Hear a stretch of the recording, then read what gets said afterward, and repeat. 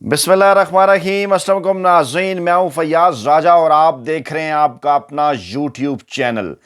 दोस्तों, इम्पोर्टेड हुकूमत पीडीएम के लिए 2023 के इंतखाबात में मजीद ताखीर मुश्किल ही नहीं बल्कि नामुमकिन हो चुकी है और इमरान खान की जानिब से खैबर पख्तूनख्वा और पंजाब की असम्बलियां गुज़श्ता माह तोड़ देने के बाद, तहरील किए जाने के बाद जराए का यह दावा है कि पीडीएम के कहने के ऊपर आसिफ जरदारी, नवाज शरीफ, बिलावल भुट्टो और मरियम नवाज के मशवरों के ऊपर शहबाज शरीफ, जो कि इंपोर्टेड हुकूमत के वज़ीर आज़म हैं, उन्होंने पाकिस्तान की खुफिया एजेंसीज को एक टास्क दिया, जिन्होंने 2023 के इंतखाबात के हवाले से एक रिपोर्ट मुरत्तब की है कि इस रिपोर्ट के अंदर पीडीएम हुकूमत को और पाकिस्तान तहरीक इंसाफ को अवाम में कितनी हिमायत हासिल है। उस रिपोर्ट के अंदर होने वाले, सामने आने वाले आदाद शुमार और इंकशाफात ने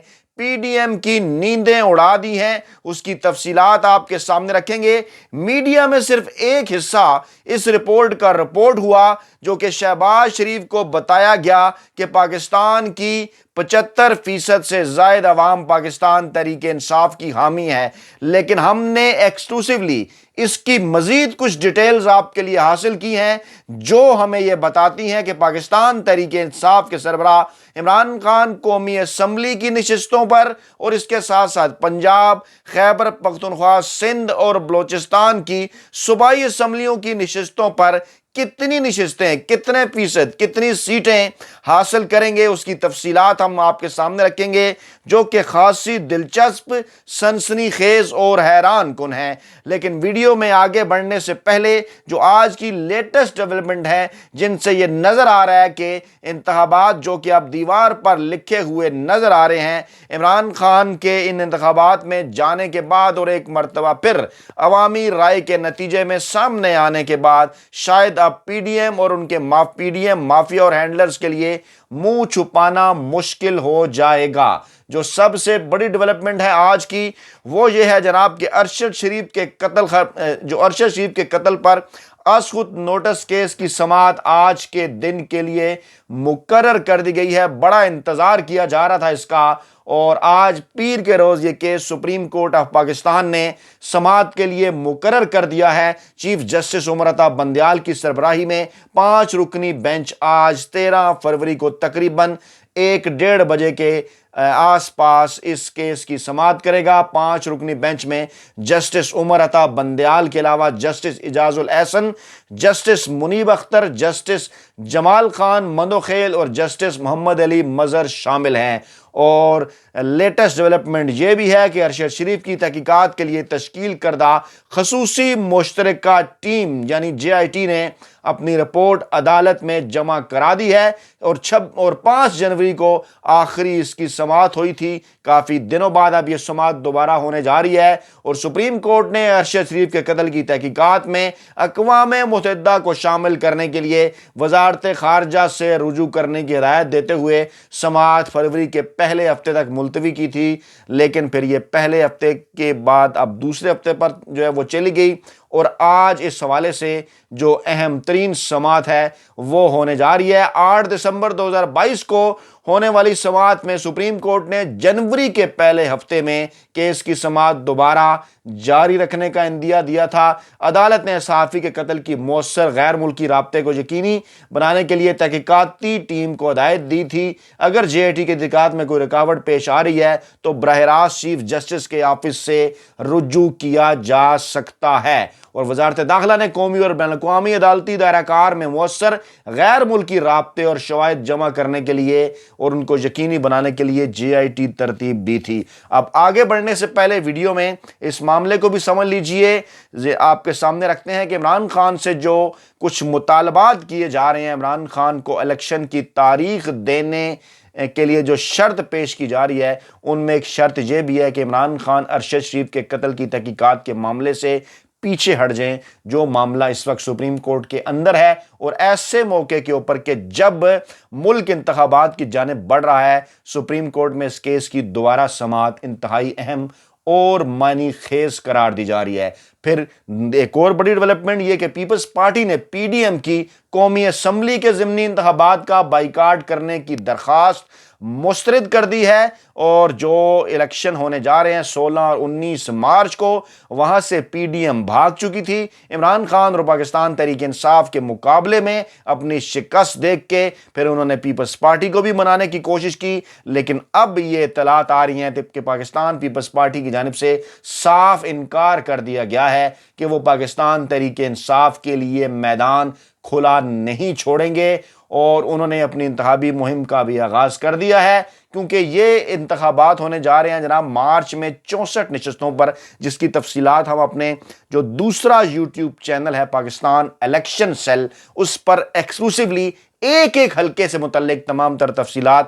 آپ کی خدمت میں گوش گزار کر رہے ہیں، اور الیکشن سے ریلیٹڈ تمام تر معلومات اسی یوٹیوب چینل پر آپ کو ملیں گی۔ آپ سے درخواست ہے کہ اس یوٹیوب چینل کو بھی سبسکرائب کر لیجئے۔ انشاءاللہ تعالی الیکشن کے سیزن، الیکشن کے اس موسم، الیکشن کے اس ماحول کے اندر ہمارا دوسرا YouTube channel Pakistan election cell آپ کو تمام تر معلومات بڑے تفصیلی انداز میں چھوٹی سے چھوٹی، بڑی سے بڑی آپ تک پہنچائے گا۔ واپس آتے ہیں جناب اس ویڈیو کی جانب، اور آپ کو یہ بتاتے ہیں کہ اس سے پہلے کہ اس آئی ایس آئی کی خفیہ ایجنسی کی جو رپورٹ اس وقت شہباز شریف کی میز کے اوپر پہنچی ہے نئے عام انتخابات 2023 میں عوامی مقبولیت جانچنے کے حوالے سے، اس کی جانب بڑھیں، الیکشن کمیشن نے آج ہی کے دن کی جو تیسری بڑی ڈیولپمنٹ ہے وہ جناب یہ ہے کہ الیکشن کمیشن آف پاکستان نے آج اہم ترین اور بڑا جو اجلاس ہے وہ طلب کر رکھا ہے، اور اس اجلاس کے اندر جناب فیصلہ ہونا ہے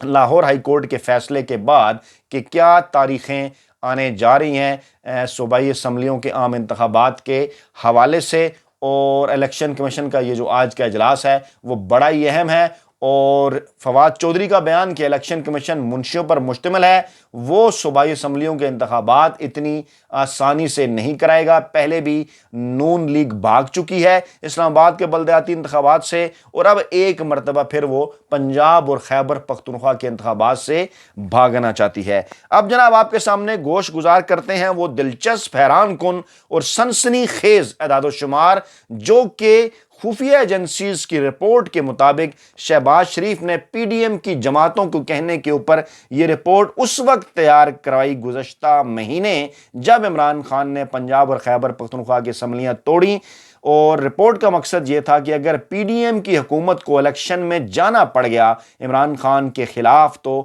کیا صورتحال ہوگی، ان کو کتنی عوامی حمایت ملے گی۔ تو وہ جو اعداد و شمار سامنے آئے ہیں وہ انتہائی دلچسپ ہیں جناب، بڑے ہی حیرت انگیز، اور وہ اعداد و شمار کچھ یوں ہیں کہ قومی اسمبلی کی جناب کل نشستیں ہیں 266، جس میں پنجاب کا حصہ ہے 141، سندھ کا ہے جناب 61، خیبر پختونخوا کا 45، بلوچستان کا 16، اور اسلام آباد کے 3 حلقے ہیں جناب، اور یہ نشستیں بنتی ہیں 266۔ اب جو اعداد و شمار سامنے آئے ہیں جن کے مطابق 75% سے زائد پاکستانی عوام کی حمایت حاصل ہے پاکستان تحریک انصاف کو، ان کے مطابق اس وقت پاکستان تحریک انصاف پنجاب کی قومی اسمبلی کی 141 میں سے 121 نشستوں پر آگے ہے۔ جی ہاں، میں ریپیٹ کرتا ہوں، 141 میں سے 121 نشستوں پر Pakistan Tehreek Insaf P D M کی نسبت آگے ہے، اور باقی جو پی ڈی ایم کی جماعتیں ہیں